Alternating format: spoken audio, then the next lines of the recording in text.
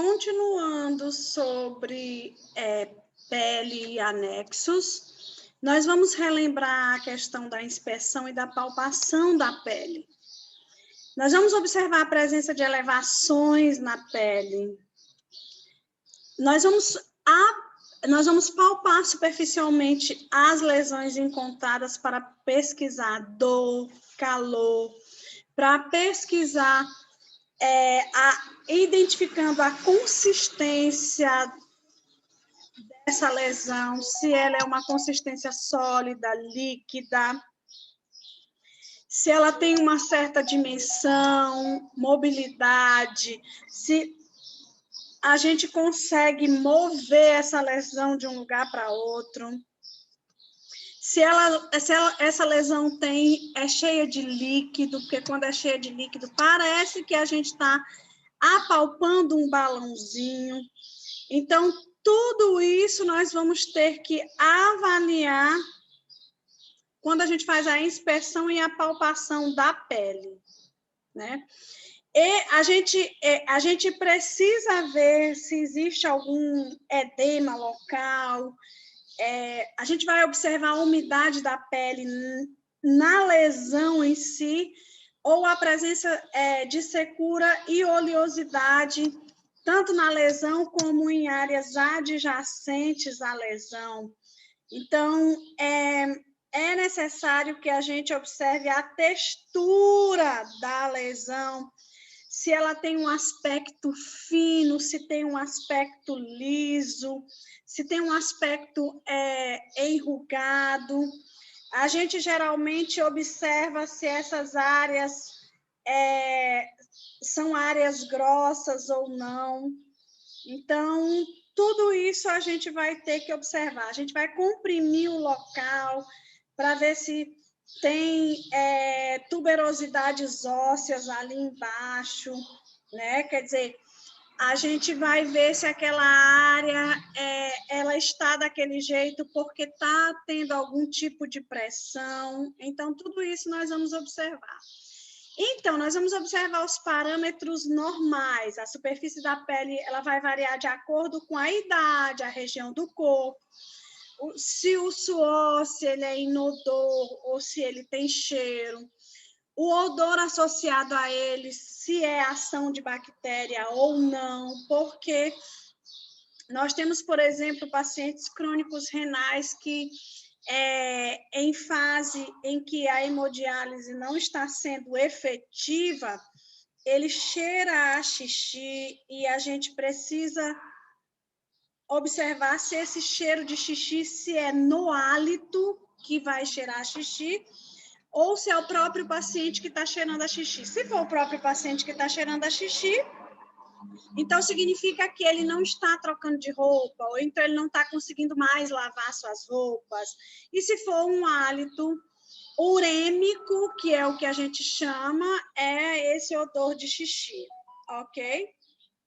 Então, nós vamos observar também xerodermia, que é a secura, né?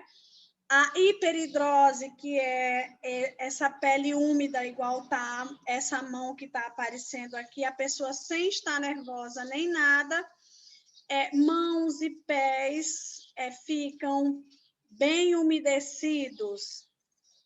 Aí nós temos outras lesões que a gente precisa observar. Lesões de conteúdo sólido, que a gente chama de pápula, que é uma lesão sólida, mácula, que é uma lesão com mudança de cor com menos de 1 centímetro, nódulo, que é uma lesão dura com mais de 1 centímetro, tumor, que já é um pouco mais avantajada, a urticária, que é uma pápula com prurido, tá? Olha como é que está esse paciente aqui.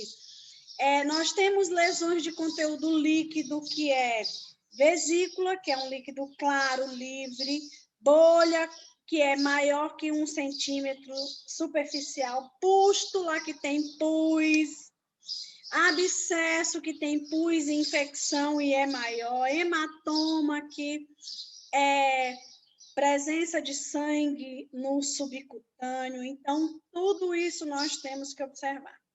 Como, por exemplo, nós estamos vendo aqui vesículas, tá? E a gente tem que observar se isso aqui já estão se transformando em pústula ou não, porque tem vezes que a gente observa, pensa que é vesícula, quando fura, tem pus. Aí nós temos vesícula aqui também, ó. Aqui são vários tipos de vesículas, só para vocês terem uma ideia. Aqui tem primeiro dia, aqui tem quarto dia. Nós temos, por exemplo, a catapora, que começam a aparecer vesículas e depois se transformam em pústulas, né? Ok? Nós temos a mácula, podem observar aí que é endurecida. Nós temos as máculas aqui, então você vai pegar nisso aí, vai avaliar para ver se é duro, se tem líquido, se não tem, justamente para identificar, para colocar o nome correto, né? Nós temos o eritema, apesar de que aqui parece que já está evoluindo para algumas lesões. Pode observar isso aqui, ó, descamativo, ressequido. Então, essa área aqui todinha eu posso, por exemplo, entrar com AGE, ácido graxo essencial, que é o óleo para ferimento. Nós temos os abscessos, olha esse abscesso aqui, que provavelmente evoluiu de uma mastite. Muito cuidado quando nós temos mulheres gestantes e em fase de amamentação para não aparecer as mastites. Então, isso é um abscesso. Isso é uma pústula, quando você pode ver que os sinais inflamatórios estão visíveis. Aqui você pode furar que sai pus. Muito cuidado, porque eu tenho que saber a origem dessa pústula, ou seja, é de uma doença infecciosa, infecto-contagiosa? Se for, eu tenho que furar, ter cuidado para não pegar na pele adjacente e proteger para que não passe em outros lugares, para não pegar, não sair disseminando no mesmo paciente ou em outros pacientes. É por isso que a gente precisa ter muito cuidado quando a gente faz curativo, essas coisas, porque a gente precisa limpar as áreas e ter muito cuidado para não fazer infecção cruzada. Então, nós temos a espessura da pele, que é a inspeção e a palpação para observar a presença de modificações na textura e na coloração da pele. Utilizar o sinal de Godet ou cacifo para avaliação de edema. Mostrei no slide anterior que a gente bota a mão no paciente, aperta e fica o cacifo, né? E aí a gente vai avaliar para ver se a pele ela volta ao normal ou não. Observar a cor, sensibilidade, extensão, temperatura, duração. A gente precisa observar tudo isso em relação à pele. Utilizar a palpação bidigital para avaliar a turgência, a mobilidade e elasticidade da pele, que elas variam com a idade, tá? Parâmetros normais. A pele não é depressível, ela possui elasticidade que varia de acordo com a idade e a raça. A lesão com alteração de espessura, nós temos o edema, que é o acúmulo de líquido na derme, e ou hipoderme, que é no tecido subcutâneo, e nós temos cicatriz, tecido fibroso, formado após cura de alguma ferida, que a gente precisa avaliar e fazer as perguntas adequadas para o paciente para saber de quanto tempo tem aquele ferimento, e outras perguntas para auxiliar a nossa avaliação e o nosso exame físico. Nós temos as unhas, que a gente precisa fazer a inspeção e a palpação, devem ser inspecionadas e palpadas, avaliando a coloração, a forma, a resistência, a espessura, as condições das cutículas. Nós temos algumas unhas que têm placas duras de queratina nas bordas dorsais dos dedos das mãos e dos pés, né? Nós temos a lúnula, que é uma parte da unha que vai servir para a gente avaliar várias situações, inclusive se o paciente está com dificuldade para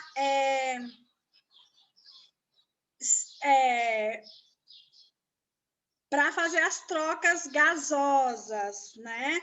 Ou seja, quando o paciente começa a ter diminuição do débito cardíaco, as unhas, principalmente nessa área, começam a ficar arroxeadas ou cianosadas, que a gente chama. Então, por isso que é importante a gente aprender o que é isso. A gente pode chamar isso aqui também de leito unguial. Às vezes, eu chamo de leito unguial. Então, nós temos a borda unguial distal, a borda unguial lateral e a borda unguial proximal. E aí nós temos as anormalidades das unhas que às vezes podem identificar ausências de vitaminas, ausências de proteínas ou algumas situações evidenciadas no trabalho, né? Se a pessoa trabalha com os pés úmidos dentro de uma bota, é claro que o paciente vai apresentar isso aí, né? Então, os parâmetros normal, a unha é indolor e convexa no diâmetro lateral. A espessura e a resistência variam de acordo com a idade. Problemas encontrados, nós temos palidez, cianose, né? A unha acastanhada, aí nós temos que olhar para ver se são todos ou se é só uma. Se for só uma, pode ter sido uma unha que teve uma lesão, caiu alguma coisa em cima e ela não se regenerou da mesma forma das outras. Pode ter sido fungo, pode ter sido bactéria. Nós temos a onicofagia, que é o hábito de roer as unhas. A gente precisa avaliar esse paciente e conversar com ele, principalmente as unhas das mãos, quando ele estiver dentro da unidade hospitalar, para ele não adquirir mais infecção ou levar a infecção cruzada. Isso aí também serve para o acadêmico que rói unhas. Nós temos a paraníquia, que é o unheiro, que a gente chama, evidenciado por fungo e bactéria, dependendo da situação. Escleroníquia, que é a espessura anormal das unhas. Onicólise e sujidade, que é o descolamento da unha. Então, o descolamento da unha pode se dar também pelas sujidades. Então, tudo isso nós temos que avaliar quando a gente observa a unha do paciente. Nós temos baqueteamento de unha e de dedo, que pode evidenciar um paciente com DPOC ou com problema cardíaco. Nós temos a inspeção de pelos. A cor vai variar conforme a produção de melanina, louro a negro. Nós estamos a avaliar a textura. Tem paciente que, quando a gente pega nos pelos ou nos próprios cabelos, eles são quebradiços, então pode evidenciar a falta de proteína no corpo do indivíduo, porque é a proteína que serve como reparação para o indivíduo. Nós temos lesões do couro cabeludo, que o couro cabeludo ele deve ser limpo e livre de lesões. Nós temos, por exemplo, pediculose, que são os piolhos. A gente tem que observar brilho, textura. O parâmetro normal, no sexo masculino, os pelos são fortes e grossos. No sexo feminino, os pelos são finos e curtos. O pelo é sedoso, de consistência mole e não quebradiço. Então, esses parâmetros nós temos que observar e avaliar. E nós temos problemas de enfermagem como hipertricose, ou seja, excesso de pelos, como síndrome de lobisomem. Isso pode acontecer em mulheres e homens. Pelos excessivos dentro das orelhas, dentro do pavilhão externo, excesso de pelos no nariz, que vem até quase chegando na boca. Nós temos o hirsutismo, ou hipotricose, que é perda parcial de pelos. Nós temos a alopécia na cabeça, o paciente não tem, vai caindo os cabelos. Então, nós temos que também ensinar os indivíduos a fazer o autoexame da pele, né? A gente pode orientar o adulto a se autoexaminar, o ABCD, né, da pele. De frente para o espelho, ele vai se avaliar para ver se ele não tem algo de anormal na pele. Por que a gente tem que fazer isso? Porque a maioria dos nossos pacientes, eles não se conhecem. Por exemplo, ele tem uma IST de vários anos e não sabe o que é. Então, por isso que a gente tem que fazer o checklist da pele, observando a cor, pigmentação, áreas de hipopigmentação, hiperpigmentação, mudança anormais de coloração. Na palpação da pele, nós temos que fazer temos que ver a temperatura, a umidade, a textura, a espessura, o edema, a mobilidade da pele, o turgor, a vascularização, o hematomas, observar também em qualquer lesão, cor, forma e configuração e tamanho, localização e distribuição no corpo. Nós temos a inspeção e palpação do cabelo, textura, distribuição, qualquer lesão no couro cabeludo, inspeção e palpação das unhas, formato, contorno, consistência, ou seja, ensinar as pessoas ao autoexame da pele.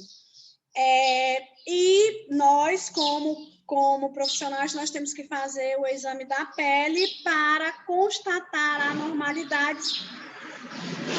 E isso faz parte do exame físico e a gente precisa aprender a escrever sobre isso para colocar na evolução de enfermagem, principalmente a admissão do paciente. A admissão do paciente, nós vamos avaliar o paciente como um todo e avaliar ele nos seus mínimos detalhes. E um dos primeiros detalhes que a gente vai avaliar é a pele do paciente. Então, a gente tem que aprender a escrever, a colocar isso no papel, para que isso sirva de base para a gente que vai avaliar o paciente outras vezes e para outros profissionais que também vão precisar avaliar o paciente várias vezes. Muito obrigada. Um abraço.